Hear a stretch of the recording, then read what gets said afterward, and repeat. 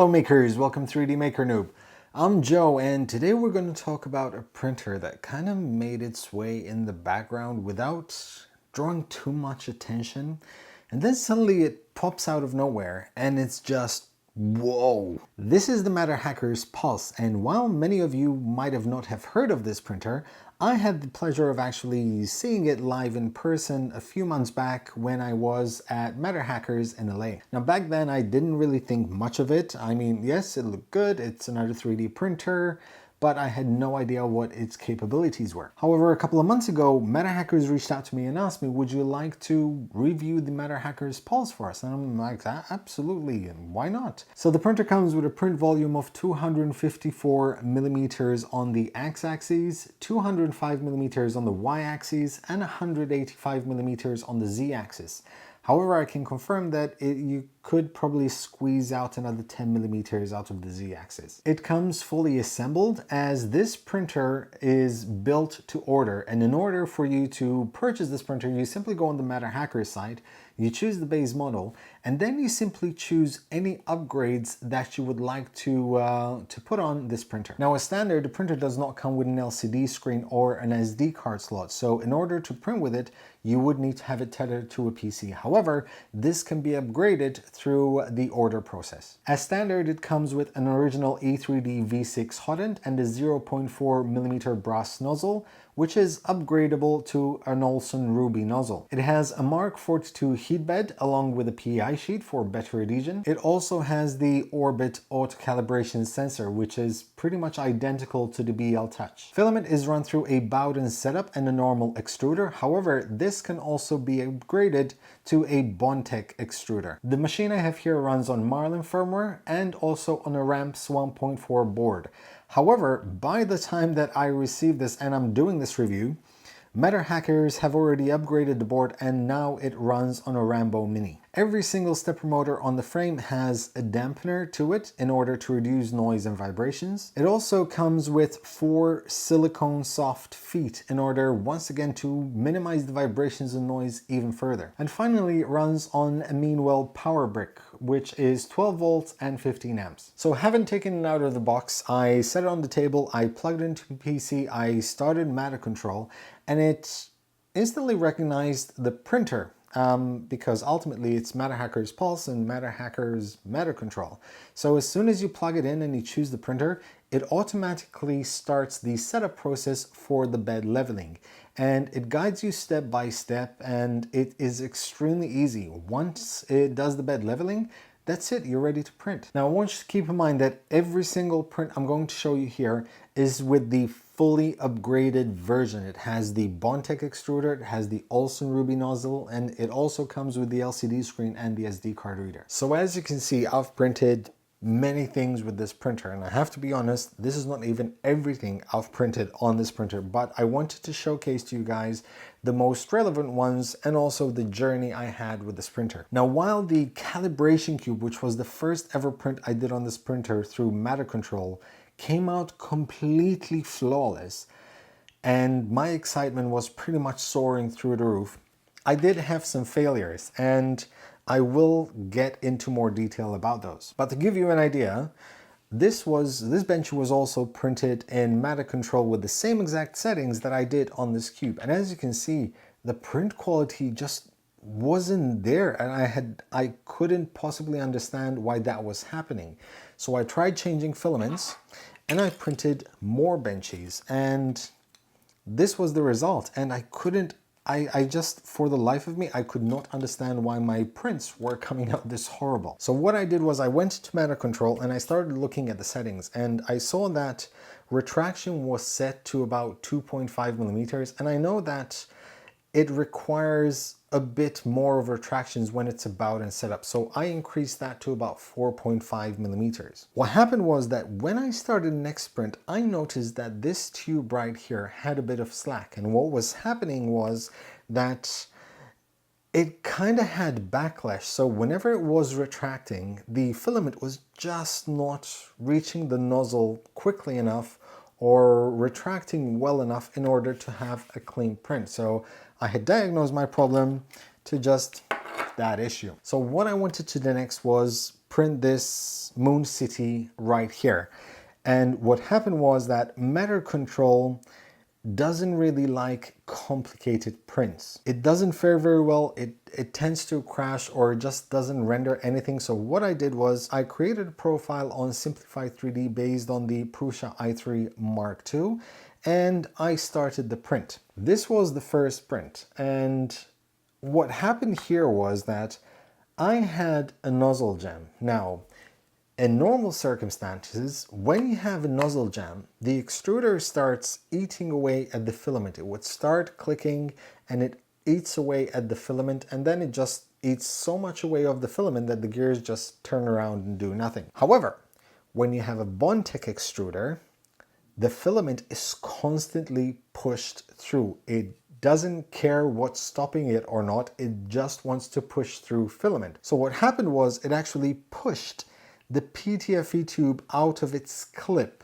and it did it with such force that it actually narrowed in the PTFE tube, which was it was absolutely mind-blowing. So what happened was I arrived home, I looked at the print, this is what I saw on the bed, and I simply saw a lot of filament on the floor because it was just literally just pushing filament through the extruder. So what I did then is I simply cut a piece of the PTFE, I put it back in, make sure it's tight, I grabbed the nozzle, I cleaned it out, and I started printing. And this was the result. Now this came out okay.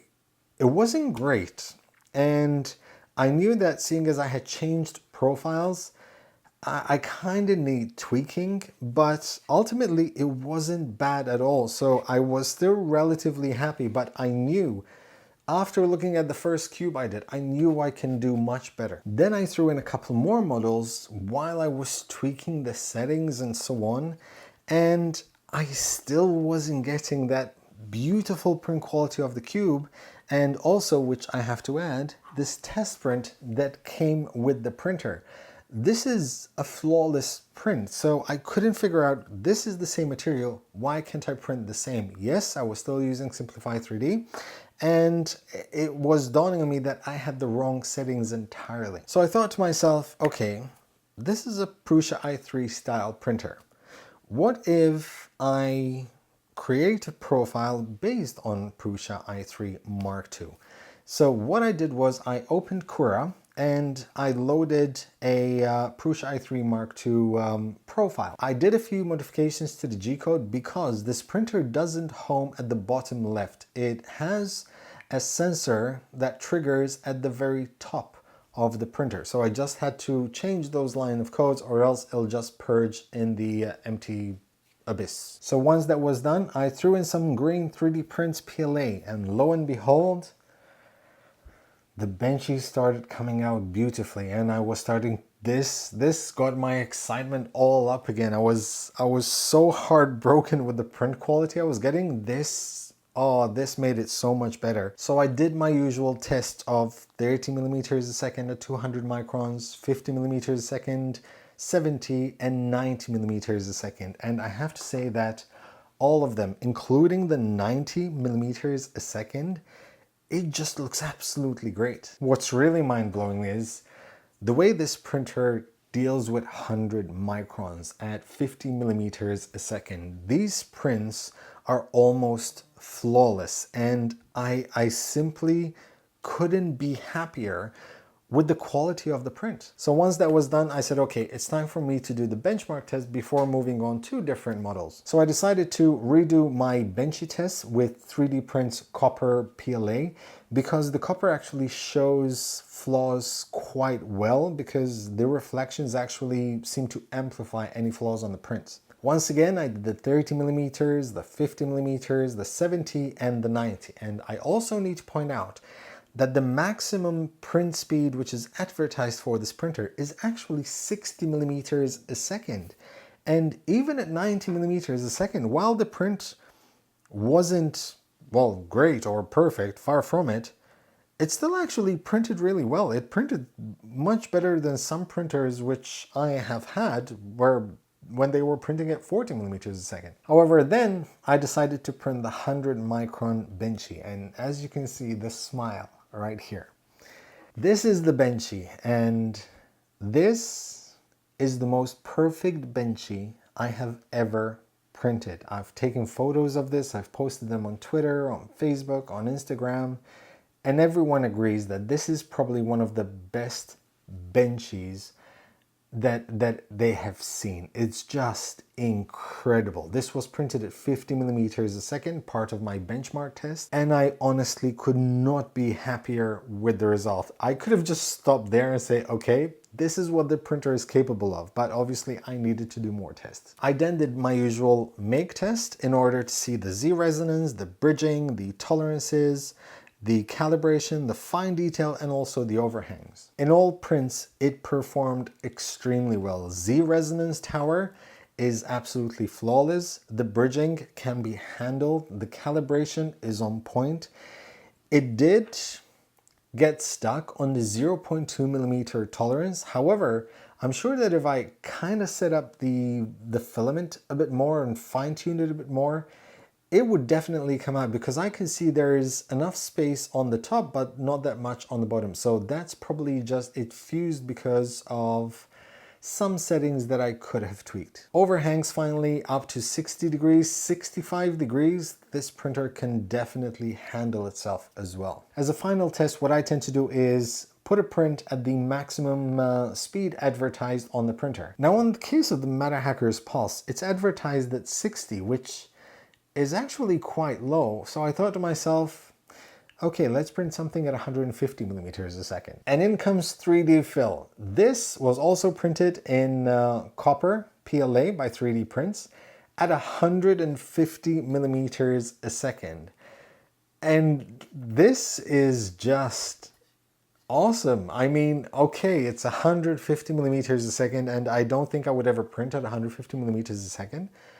But the quality is actually quite good. The fact that it handled all the overhangs, all the angles, all the detail, it's all there. So it's extremely impressive that it printed 150 millimeters a second and actually managed to finish the print at this level of quality. Finally, one of the questions a lot of people ask is, what kind of filaments can you print with? Now, if I didn't have the Alston Ruby nozzle and I didn't have the Bondtech, I could probably print a little bit of flexible filaments like TPU, but I could definitely print PETG. This is part of a leg of a Hexapod that I will be building very soon. And it handles PETG flawlessly. This is absolutely an incredible print. It prints without support, and it came out absolutely beautiful. So then I decided to print in Matterhackers TPE. And while some of you know that I'm doing the OpenRC project, I decided to print the tires on this printer right here. The wheels are printed in Matterhackers Pro ABS, but these were done on the Sigma. However, the tires themselves, the flexible tires, were printed on the Matterhackers Pulse. They were printed at about 15 millimeters a second, so it took about 4 hours for each tire. But the result is absolutely incredible, and it looks absolutely fantastic. Next up, it was time to test the Alston Ruby nozzle. I wanted to print with abrasive filaments, and the two most abrasive filaments that I have are glow in the dark, which is this print right here, and it came out absolutely awesome. I had to actually print a couple of these because my daughter wanted one and she wanted one to give to her friends, and this was an incredibly nice print and also quite an attraction at home. Next up, I decided to throw in some Filometum Nylon CF, which is carbon fiber infused nylon filament, and it's quite abrasive, but I still want to test it out because I do have the Alston Ruby nozzle, and the Alston Ruby nozzle simply rocks. And this is what I printed. This is a micro drone frame, which is something I'll be doing quite a lot of in future projects on the channel. It printed absolutely beautifully and flawlessly. I am extremely happy, and I honestly cannot wait to start printing more with nylon filaments because I have quite a stack, but I never have time to actually stay changing nozzles and printers. And that is one of those advantages that you get when you have an Alston Ruby. You simply do not have to worry about what filament you throw into the printer. Finally, after printing, I think it was about 20 hours in total worth of printing with the glow-in-the-dark filament and the nylon filament, I decided, okay, one last print, let me do something more detailed in PLA, just to see if the print quality has changed. So I decided to print this tower right here in MatteForge Matte PLA. And once again, the print quality is simply amazing. This thing has some insane overhangs on the print, but it handled those incredibly well. So yeah, the Ulcer Ruby nozzle definitely can take on pretty much anything you can throw at it. So there you have it. Those are most, not all, but most of the prints I did.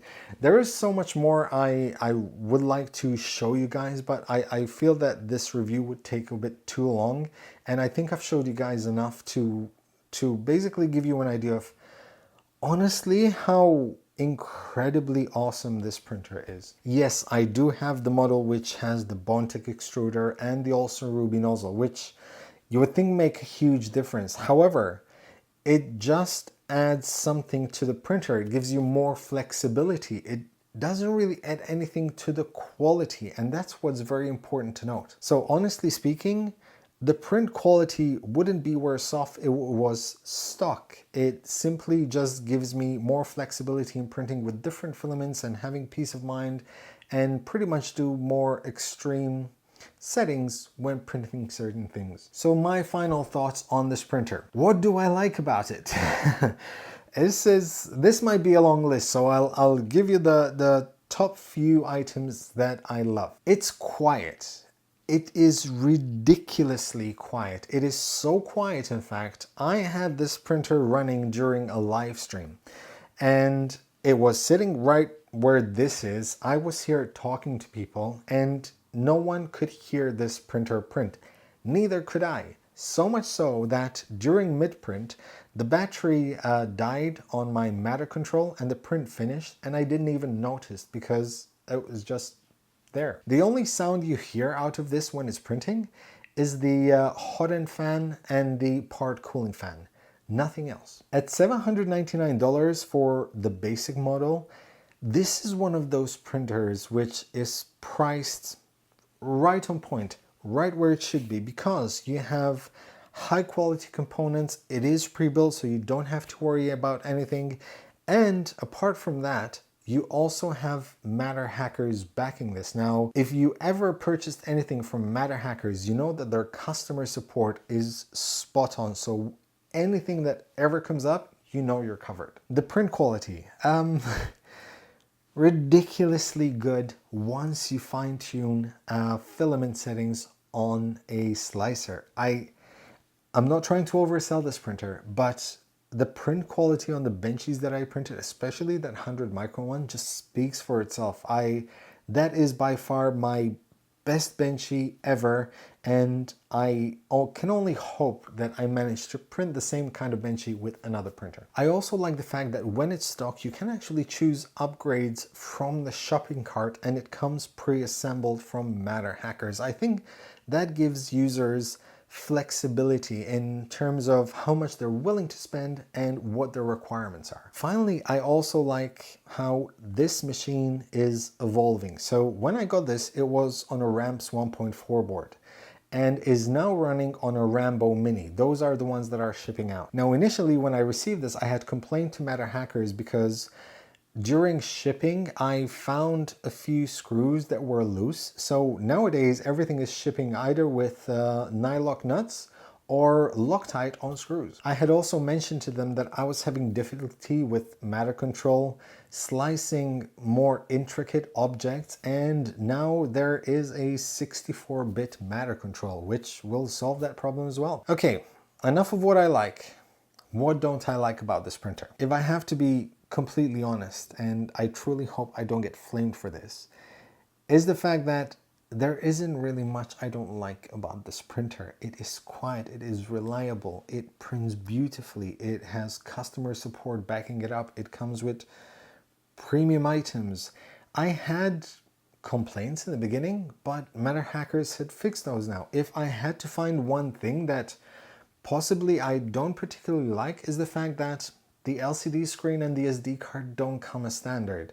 I would prefer adding a bit of a premium to the price to incorporate that the standard and have something else possibly as an add-on, maybe a run-out filament sensor or possibly a power-off resume function. However, the printer is really good, and while I don't usually recommend printers, I do recommend that you check this out.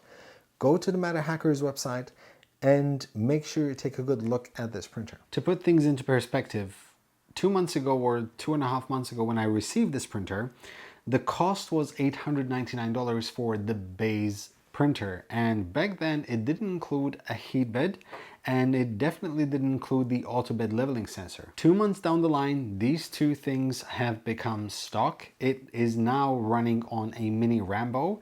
Not only that, it is actually $100 cheaper now than it was 2.5 months ago, because it's standing at $799 for the base price. However, if you do check out Matterhackers on Friday the 17th November, you'll be in for quite a surprise because they're gonna have quite a few discounts, and one of those discounts will involve the Matterhackers Pulse, as it will go down to $679 for the base price, which I think is an absolute worth price for this printer. Usual disclaimer, guys, everything I say in this episode are my thoughts and my own based on my experience with this machine right here.